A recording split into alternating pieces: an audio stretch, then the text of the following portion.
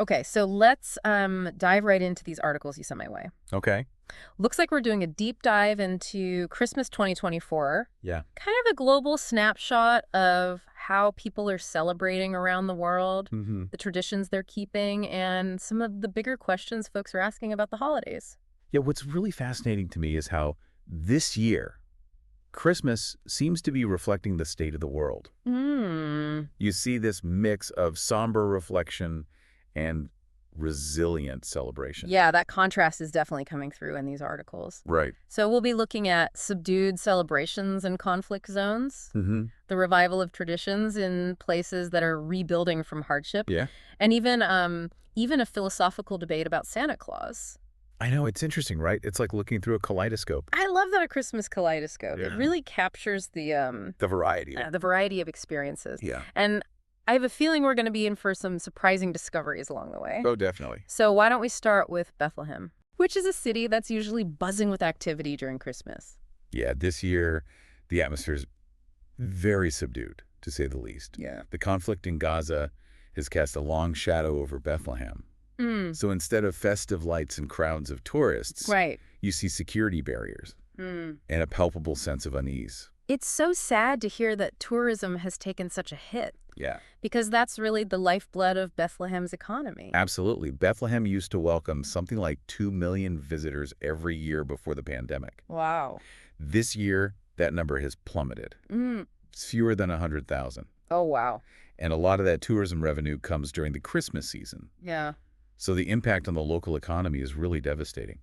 It's a stark reminder that for a lot of people around the world, Christmas isn't just about festivities and gifts. It's about, tied to. yeah, it's tied to these hopes for peace and a better future. Yeah, and the conflicts had a ripple effect beyond Bethlehem, too. Over 800 Palestinians have been killed by Israeli fire in the West Bank this year, Wow. and dozens of Israelis have been killed in militant attacks. Access to Bethlehem has been restricted, Yeah. which impacts residents and people trying to get there for the holiday. Amidst all this hardship, I was really struck by the message of the Latin patriarch, Pier Battista Pizzaballa. Oh, yeah. What a name. Yeah, Pizzaballa is the top Roman Catholic cleric in the Holy Land. Okay. And he acknowledged the sadness of this year's Christmas, Yeah. but he also expressed hope for a brighter future. He held a special pre-Christmas Mass in Gaza City, Okay. and several displaced Palestinian Christians shared their hopes for peace Wow. and for returning to their homes. So while Bethlehem is facing hardship in Paris, we see a different kind of resilience. Mm. This Christmas Eve Notre Dame Cathedral, Yeah. still bearing the scars of that devastating 2019 fire, Right. held its first Christmas Eve masses. Yeah. American tourists were there marveling at the restoration work. Yeah. It's a powerful symbol Yeah. of hope and renewal. I can only imagine experiencing Christmas Mass at Notre Dame this year. Yeah. Must felt particularly special. Yeah. Do you think this event marks a turning point for the cathedral, I think it does, yeah. even beyond its physical restoration? Yeah, the reopening of Notre Dame's doors, it was attended by Yeah. President-elect Donald Trump, Okay. Ukrainian President Volodymyr Zelensky. It signifies a triumph over adversity, and it's a reminder that faith and human resilience can endure. Yeah. It's a beacon of hope in a world that often feels fractured and uncertain. Yeah, I think that's a good point. Yeah. So, from a cathedral rising from ashes, let's go to a place where the scars of war are still very visible. Okay. Saidnaya in Syria. Saidnaya, a city that a lot of people associate with the infamous Saidnaya prison. Right. It's hard to imagine finding reasons to celebrate amidst such hardship. And yet the people of Saidnaya did celebrate this Christmas. They put up a towering Christmas tree, adorned with these glowing green lights, and it became a focal point for the community. Families gathered, music filled the air. There were even fireworks Real. lighting up the sky. It's a powerful image of resilience. It really is. What were people saying about this Christmas in Saidnaya? A lot of people saw this Christmas celebration as a kind of new birth for Syria, a chance to move past the pain of the past Yeah. and look towards a more hopeful future. Yeah. They talked about unity, forgiveness, and the power of the holiday spirit Yeah. to bring people together even after unimaginable suffering. It's inspiring how even a simple act of celebration can take on such profound meaning Yeah. in a place like Saidnaya. But shifting gears a bit, we also have some articles about Christmas in America this year. Okay. And it seems like the holiday itself is going through some interesting changes. Yeah, one of the key trends is that Christmas in America is becoming more of a cultural event than a religious one. Mm, A Pew Research Center study says that while a majority of Americans still see Christmas as religious, right. there's a growing number, particularly younger generations, Okay. and those who are religiously unaffiliated, Hmm. who see it more as a cultural celebration. Yeah. It's interesting to see these lines blurring between religious observance and secular tradition. Yeah, it makes you wonder if that's happening in other parts of the world too. Ah. And speaking of shifting traditions, the articles also mention the decline of Christmas cards. Oh, yeah. I'll admit I haven't sent a physical card in years. It's been happening for a while now. Yeah, Fewer cards are being sent these days, probably because of rising costs yeah. and, our increasing reliance on digital communication. It really makes you think about how technology is going to continue to shape how we celebrate holidays in the future. Right. Do you remember the whole war on Christmas debate Oh, yeah. that used to be so prominent? Yeah. It seems like that's fading too. It really does. That perception of a war on Christmas is going down across political affiliations, Mm. which I think suggests a growing acceptance of diverse celebrations Yeah. and maybe a greater focus on shared values like Hmm. generosity and goodwill. That is encouraging. Yeah. But the articles also mention concerns about the increasing commercialization of Christmas and what that means for the holiday's true meaning. Yeah. What are your thoughts on that? Well, there's no denying that there's a huge emphasis on gift giving and consumerism these days. Right. And it makes you think about the balance between material possessions and the holiday's deeper significance. Yeah. What really matters to us during Christmas? Yeah. What are we really celebrating? That's a good question. It is. From evolving traditions to these shifting perceptions about what Christmas really means, Right. Christmas in America this year offers a really fascinating glimpse into how our society is changing. Yeah. But Christmas is, of course, a global holiday. It is. What else did these articles say about celebrations around the world?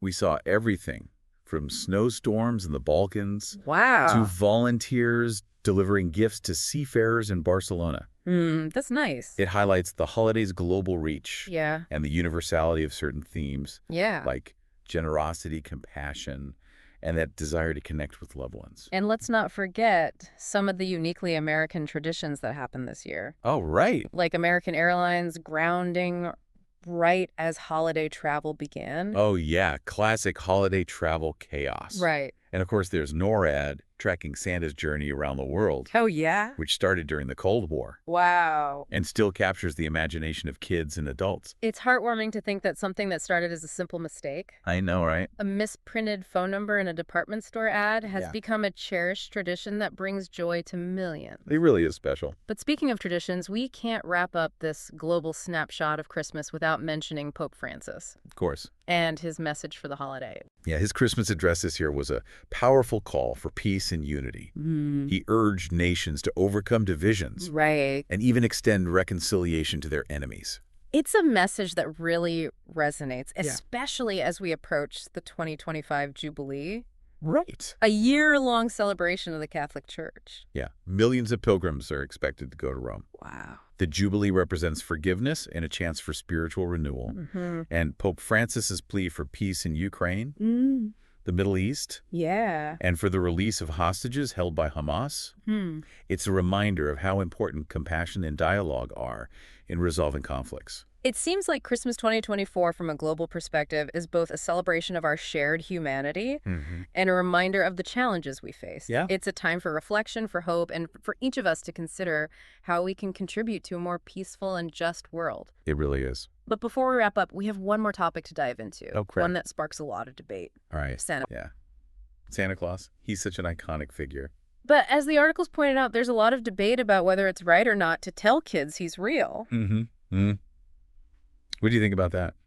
Well, it is an interesting dilemma. It is. On the one hand, Santa embodies this wonder Yeah. and excitement of Christmas morning, the pure joy of getting gifts, this belief in something bigger than ourselves. Right. But then on the other hand, Yeah. some people think that telling children Santa's real is like a form of deception Mm-hmm. that could erode trust or hinder critical thinking. I see your point. Yeah. Yeah. I remember when I found out Santa wasn't real. Oh, yeah? It wasn't that I felt betrayed or anything, Right. but I did start to question some other things that I had been told. Yeah, that's what a lot of parents worry about. Yeah. Will my kid feel lied to? Yeah. Will this make them doubt other things I've said? Yeah.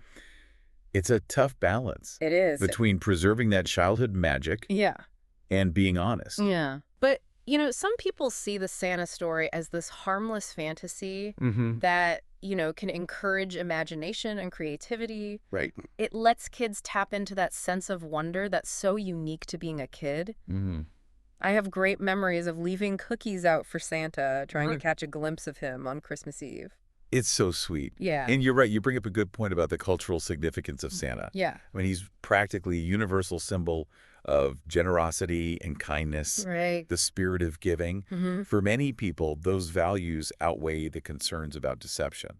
So where do we land on this? Yeah. Is there a right way or a wrong way to approach the whole Santa question? It really comes down to each family's values and their parenting style. Mm-hmm. Some families are upfront with their kids about Santa being fictional. Right, from the start. Yeah, emphasizing honesty and open communication. Okay. Others like to keep the illusion going for as long as they can, Hmm.